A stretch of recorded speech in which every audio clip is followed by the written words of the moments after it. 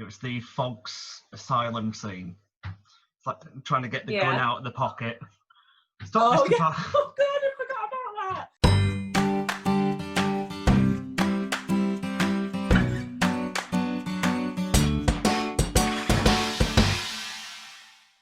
Hi guys, welcome back to Interval Conversations. I'm so glad to be joined today by the wonderful Lizzie Jones MBE. Lizzie, how are you doing? Hi. How are you doing? I'm good, thank you. Oh, good to hear. Now, Lizzie, how did you... Oh, are we frozen?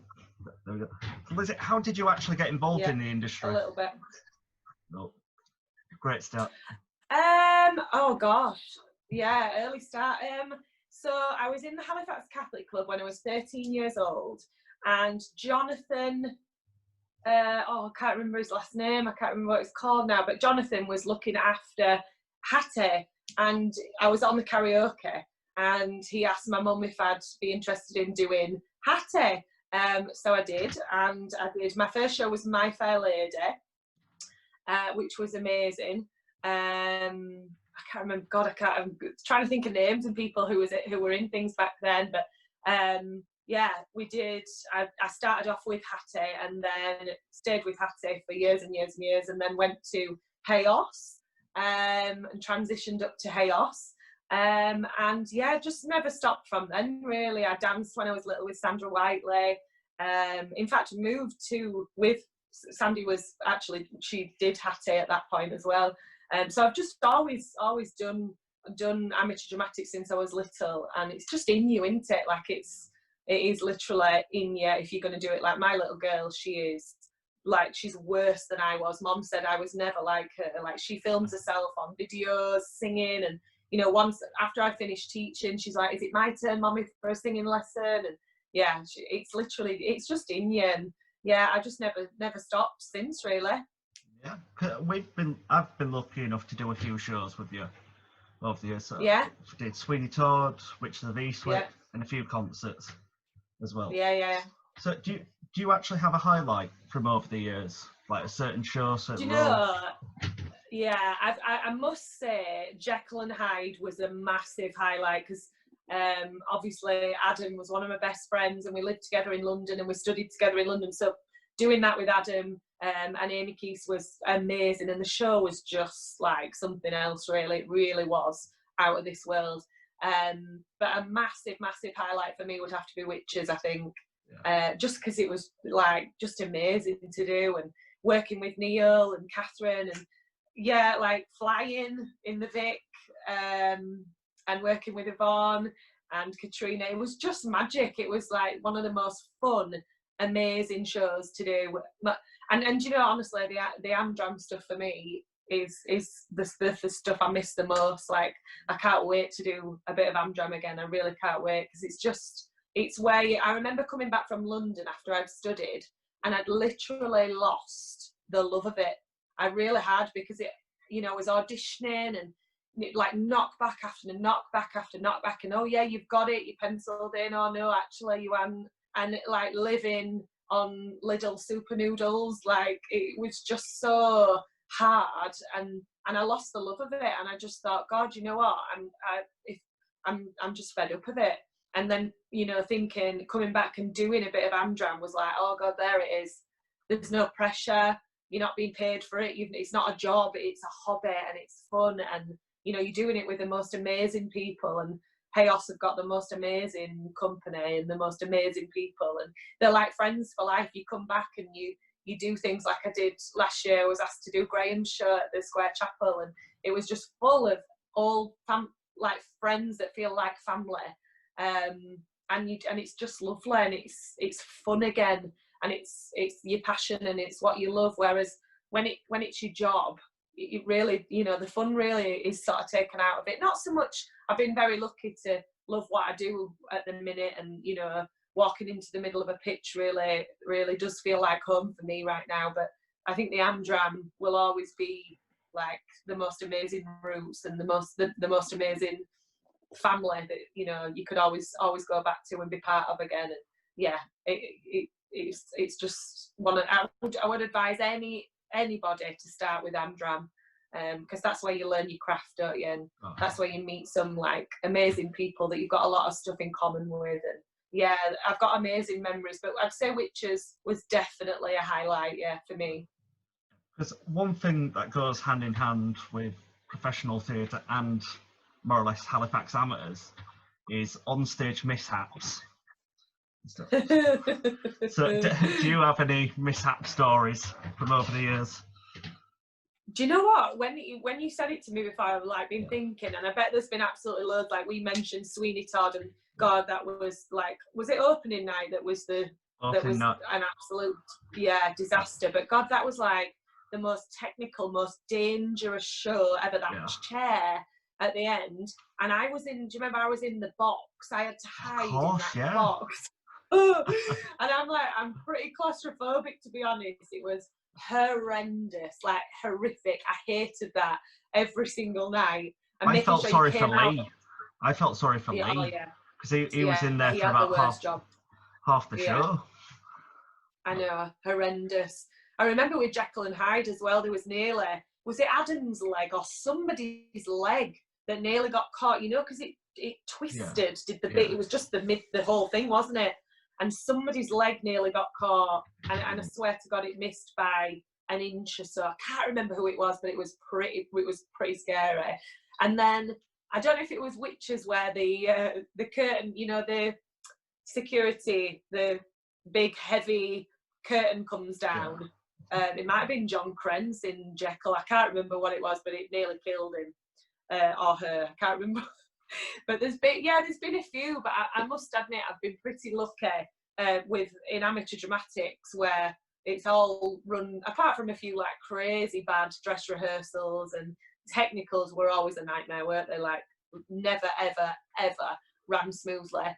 But to be honest, I was saying like you seem to get more problems in the professional world where they're paying like thousands and thousands for these experts to come and make sure the mics work and stuff. And I was saying to you that when I sang at the Leeds Direct Arena, like obviously one of the biggest stages within West Yorkshire in particular, but I was opening a concert for Welcome to Yorkshire, and there were some big names there, like I was saying, Gary Barlow was there, he'd done the theme tune for this event and stuff, and I was opening it, and I was singing Hallelujah, and it was completely black, and there was a spotlight on me, and the music started playing, and obviously you'll understand this, but there's no acoustics in there, it's just like a brick wall.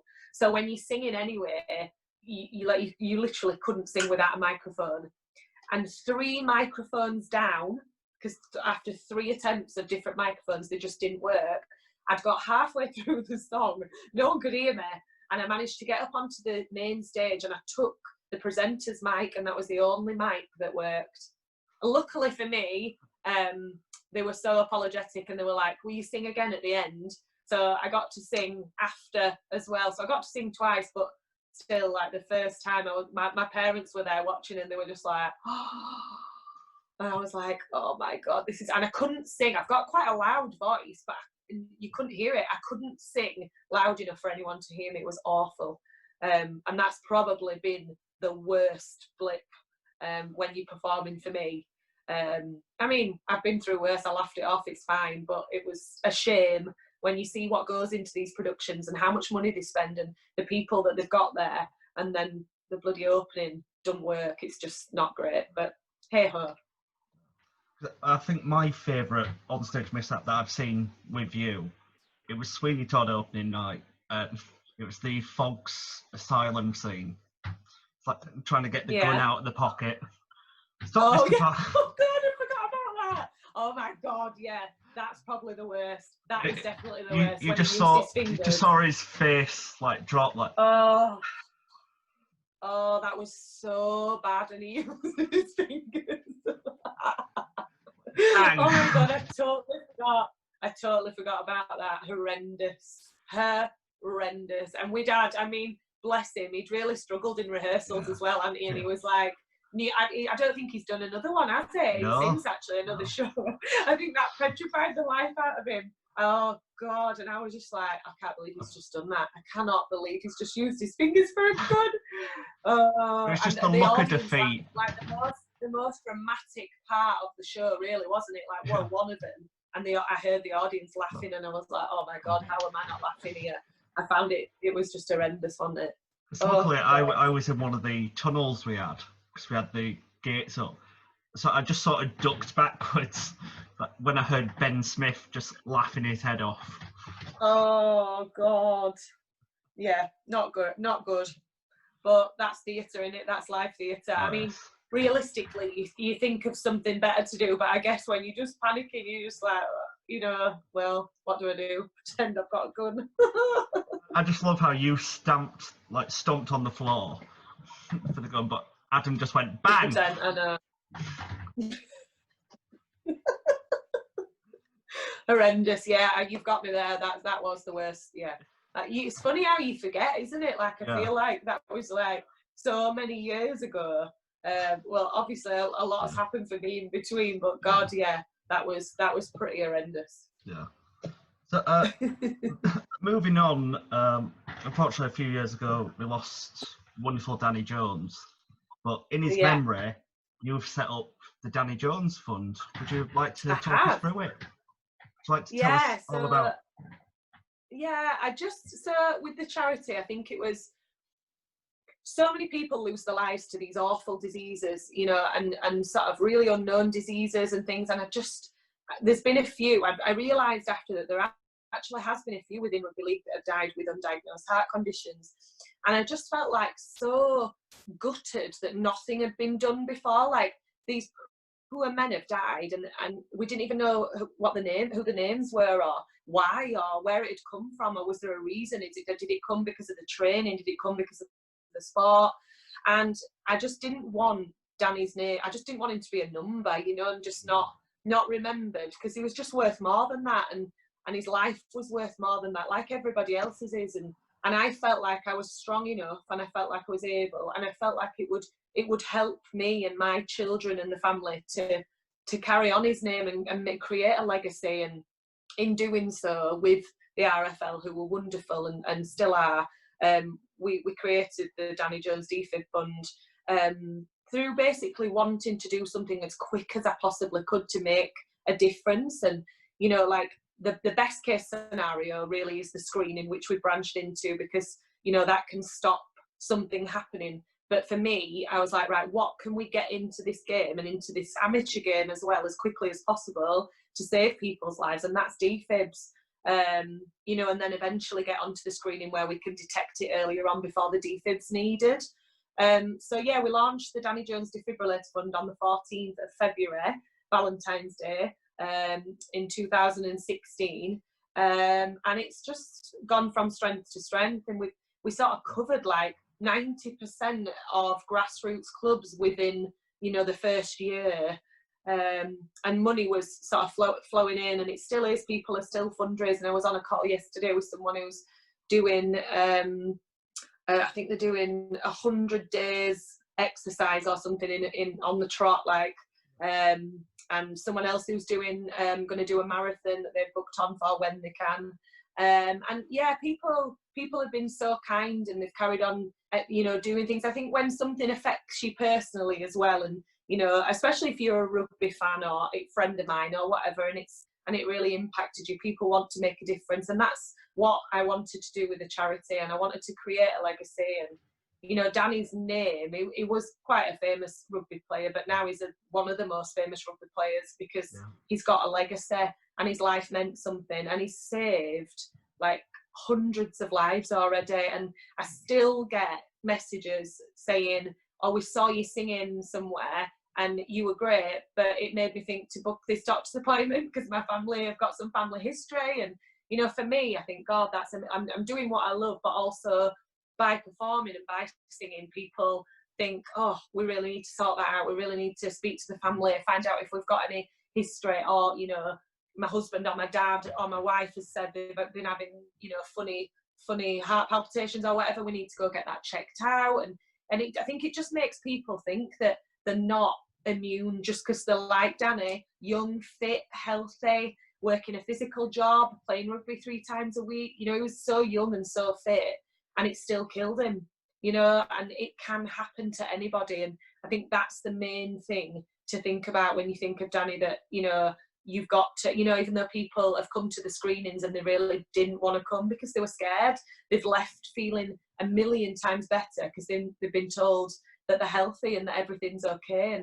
And even the people, because within 100 people at our screenings, there's always 10% that flag up. And even in those 10%, when something's not been right, it's been sorted. So, you know, prevention is so much better than what could happen. So getting that message across, and that's what we do as a charity. We try really hard to make sure people understand that things can be changed and things can be made better, but just don't leave it and don't ignore things. But if the worst case happens, there'll hopefully be a defibrillator there, and it'll be because of Danny and because of his charity that defib will be there, and hopefully save somebody's life. I was actually singing, one of the last times I sung, it was Anfield, and I was singing for England rugby, and whilst I was singing the national anthem, somebody had a heart attack in the stadium whilst I was singing. So some of the England lads literally were like shouting, and I was like, ugh, rude, like I'm singing. And it was because somebody in the audience was having a bloody cardiac arrest. Thank God they had a defib, they were straight on him and he was saved. It was critical and he was bad. But, you know, I just think, wow, like halfway through singing and then he's saved by a defib because there was a defib there. And it's just, yeah, they're amazing life-saving things that everybody should know where their nearest defib is.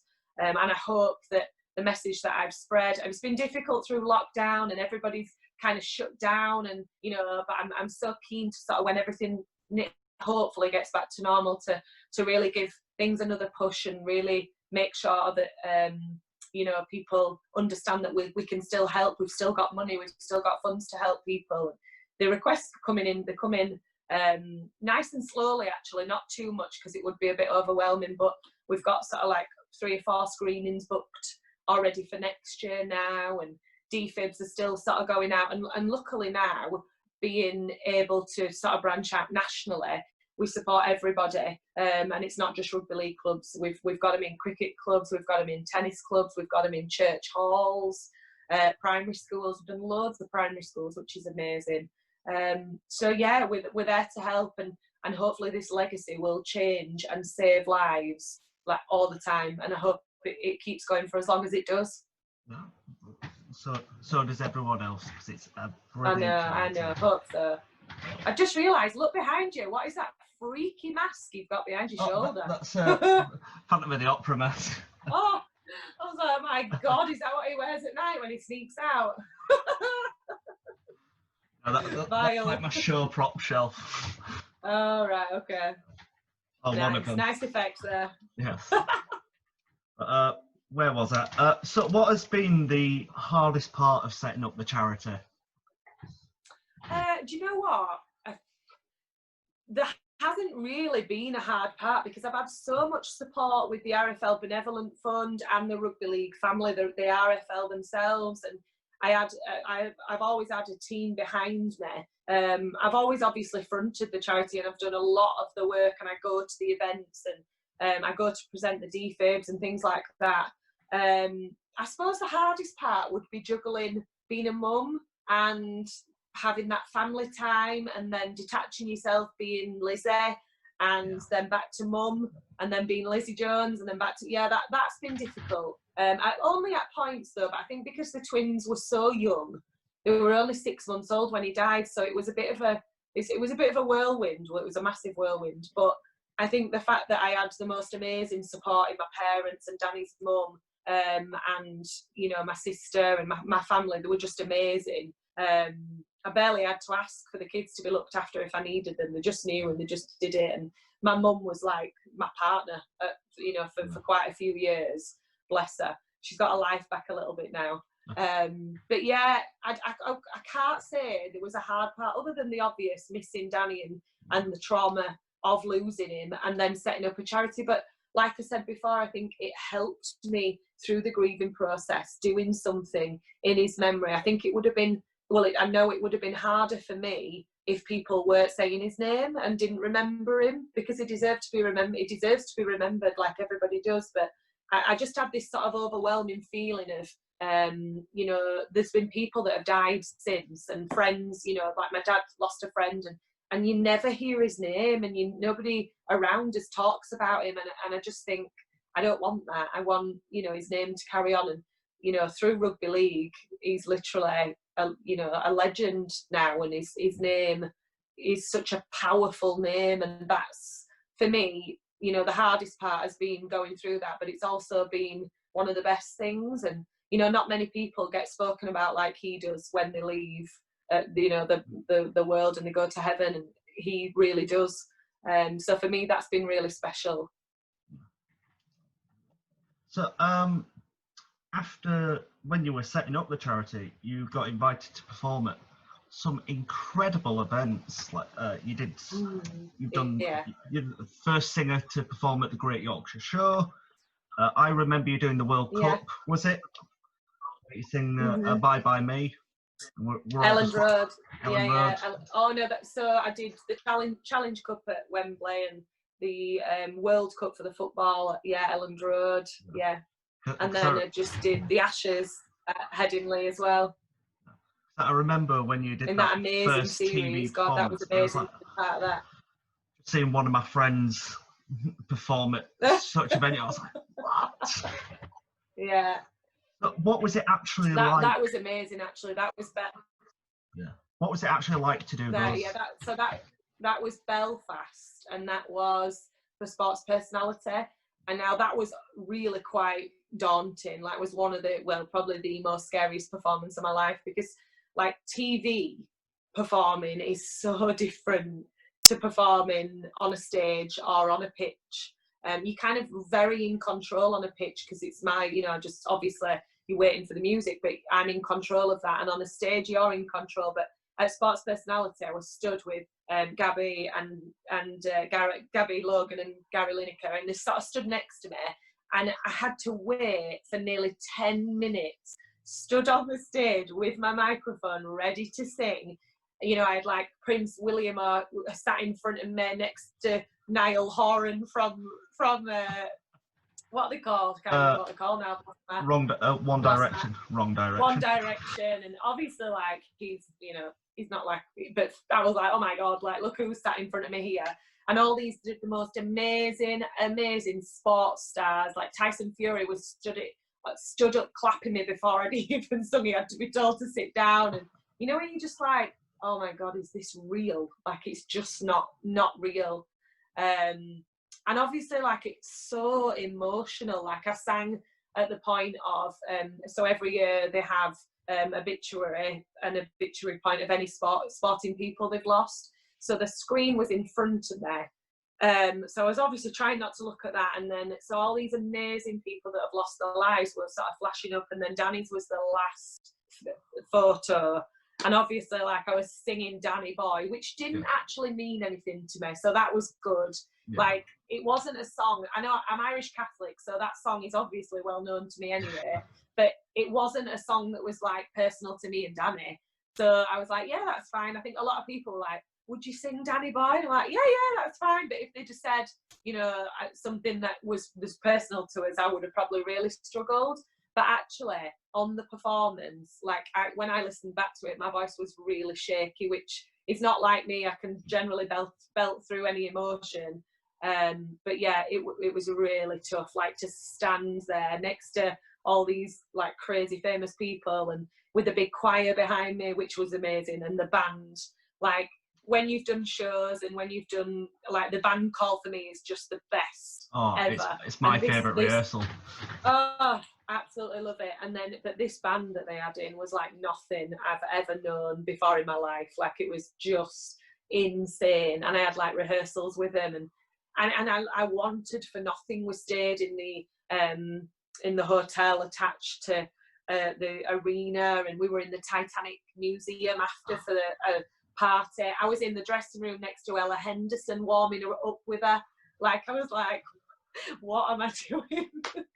But yeah, that was got to be one of the most amazing highlights. It helped that Kevin Sinfield, who is a rugby league superstar, was up for an award, one of the awards as well. So all the Leeds Rhinos guys were there as well. So that was great for me because I knew all these guys, and I knew all the staff that had come with them and stuff. So I think it just the timing was everything with that. And Kev got second place, so we were like, it was just unbelievable. And then sort of everything that sort of came off that. Yeah, I've been really lucky, and I'm really proud of what I've done since, and you know, but I'm also always proud of what it means and what's behind it and the message that comes with it when I sing at sports. I always want people to understand that, you know, Danny was a really good footballer, so and he played for Halifax Town at one point professionally, and I think he could have gone down that line. So hearts don't choose the sport. It's, you know, it could happen anywhere. And we want to make sure that all sports are aware that we'll help as much as we can and provide that safety equipment wherever I sing, whatever I do. That, you know, I want people to know that it's not just rugby league, because people still think that that they can't apply for a grant and I won't be able to help them, but you know, I'll help anybody. I'd never say no to anybody. So, you know, that's an important message for me, that people know. And I mean, even people, if you wanted one, I've got one in my boot. Like, if anybody wanted a personal one, we'd still help, you know. If you like bags like me, they're the cost of a decent bag. You know, so, and we'll help anybody. So, but yeah, I've been extremely lucky, and when I look back at some of the things that I've sung at, it's pinch yourself stuff, it really is. Yeah, because just going off, you mentioning some awards you've won. You've been lucky to win some incredible. So, was it Lorraine's Woman of the Year? Yeah, ITV's Woman of the Year. Yeah, that was incredible, and that was surreal again. Like, they came knocking at the door. I had no idea, absolutely no idea. I remember someone from the RFL had said to me, "You've got someone coming round to interview you," because he was like, "I knew you'd be in your dressing gown, or you wouldn't look great, and you'd be fuming." So I was like, he said, "You've got someone's coming around to interview you from the Evening Courier or the Yorkshire Post, whatever." So I'd got myself dressed and like done my makeup and stuff, thank God, but I had no idea, absolutely no idea. Crazy. And recently, you've been awarded an MBE. I believe it's in the post at the moment, because you've still not got it, I think. So could you tell us about that? What was it like to know you're getting an MBE? Like another surreal, like, pinch me moment.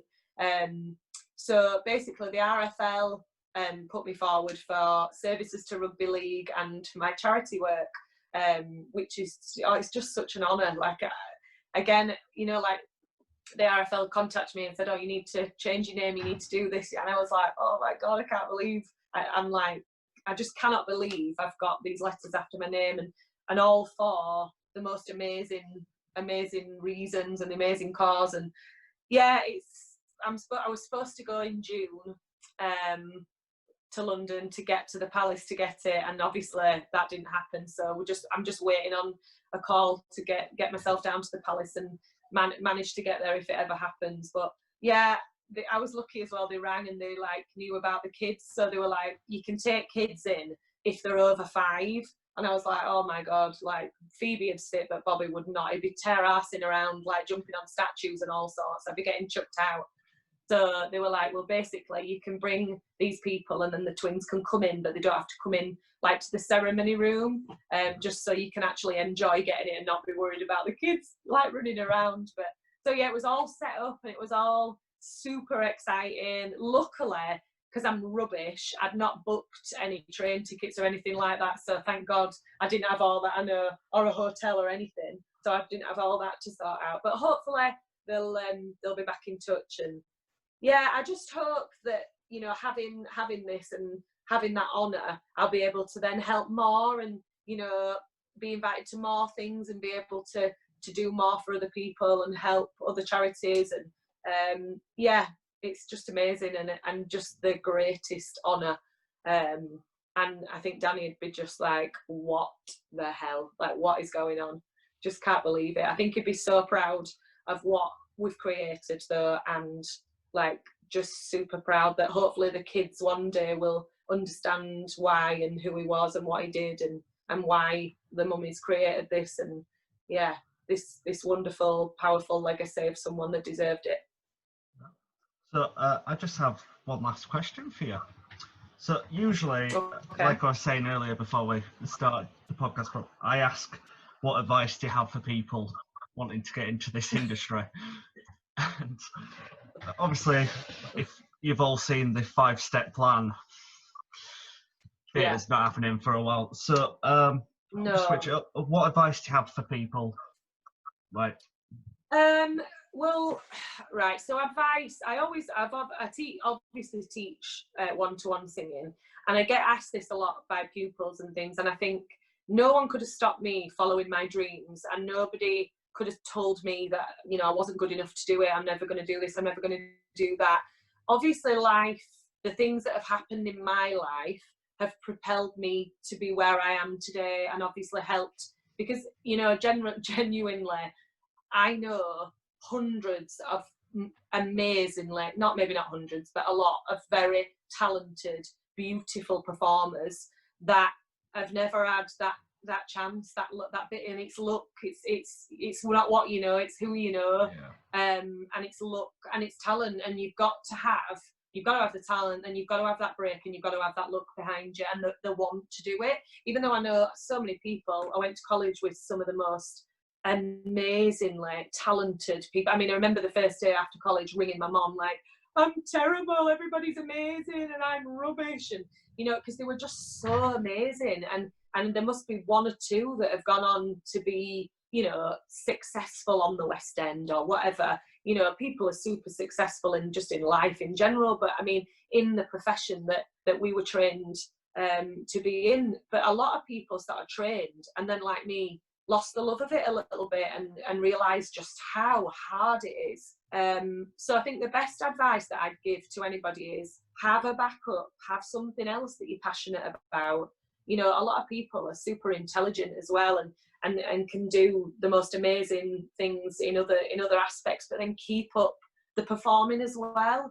Do the dram, keep doing that, you know, keep auditioning, but then obviously have something where you can earn the money as well, because there's absolutely no money in performing, unfortunately, unless you are, you know, a massive celebrity that gets given a lead role in a musical and they get paid thousands and thousands a week, but then, you know, their understudy gets, you know, like not even enough to pay the rent to live in London. You know, it's a tough industry. I don't have to tell everybody that, but I would always say follow your dreams. Just make sure you've got a backup, and make sure you can earn some money and get yourself, you know, something behind you, something to fall back on, because it's super difficult and it's super emotional and draining, and you've got to have a really thick skin, and you do develop that, but it's got to be thick. It's got to be pretty thick to start with if you're going to get through that and break that barrier and keep going. But yeah, I would never tell anybody not to do it. I know everyone will have said that, don't do it,